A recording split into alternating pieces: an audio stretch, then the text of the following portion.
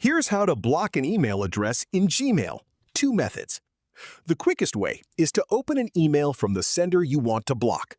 Click the three dots in the top right corner of the email and select Block, followed by their name. Confirm by clicking Block again.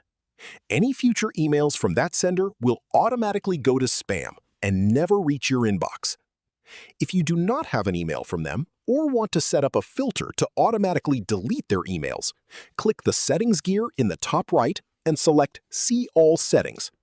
Go to the Filters and Blocked Addresses tab and click Create a New Filter. Enter the email address in the From field and click Create Filter.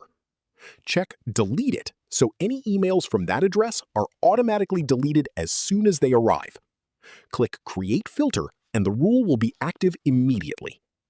If this helped you out, hit that subscribe button for more straight-to-the-point tutorials on Step by Click.